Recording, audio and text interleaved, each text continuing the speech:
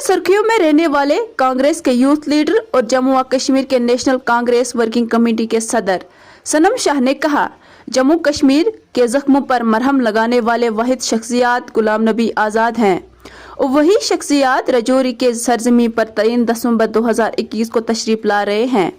उन्होंने लोगों से अपील की है कि प्रोग्राम में ज़्यादा से ज़्यादा तादाद में आकर प्रोग्राम की रौनक बढ़ाए और हमें शुक्रिया का मौका बख्शे। आदाब, नमस्ते, सत श्री अकाल। मैं सनम शाह, आप लोगों का भाई। मेरा ये वीडियो बनाने का मकसद ये है, आप जानते हो पूरे हिंदुस्तान की आन बान शान गुलाम नबी आज़ाद साहब 3 तारीख को डिस्ट्रिक्ट राजौरी में आ रहे हैं। मेरी पीर पंचाल के खिता के लोगों की तरफ से आज़ाद साहब को बहुत बहुत वेलकम है और मैं खिता पीर पंचाल के लोगों को कहना चाहता हूँ कि गुलाम नबी आज़ाद साहब का जलसा सोनकोट में है, उसके बाद पुंछ में है। 3 तारीख को गुलाम नबी आज़ाद साहब का जलसा जो है वो राजौरी में आया। आप सब लोगों से विनती करता हूँ कि आप उस जलसे में आएँ, अपने महबूब लीडर को सुने, जिसकी देन मेडिकल कॉलेज राजौरी है, जिसकी देन मिनी सेक्रेटरीट था, अभी तक उसका काम रुके हुए हैं।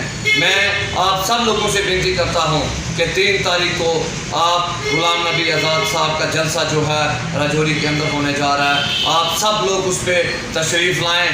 जो जितने भी हम मानते हैं कि हम इस बड़े वेंटिलेटर पर हैं, हम आईसीयू में हैं, अगर आज हमें आईसीयू से कोई वापस ले सकता है तो वो सिर्फ गुलाम नबी आज़ाद साहब हैं।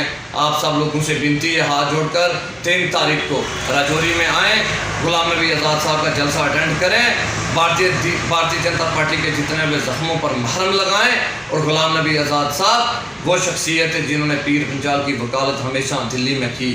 आपका अपना भाई सनम शाह लास्ट पे फिर विनती करता है कि सोनकोट में प्रोग्राम अकरम साहब का, उसके बाद पुंछ में रियाज साहब का प्रोग्राम है और 3 तारीख को हमने प्रोग्राम रखा है राजौरी में गुलाम नबी आज़ाद साहब का। आप सब लोगों से विनती है आप उस प्रोग्राम में आएँ और अपने महबूब लीडर की बात सुने।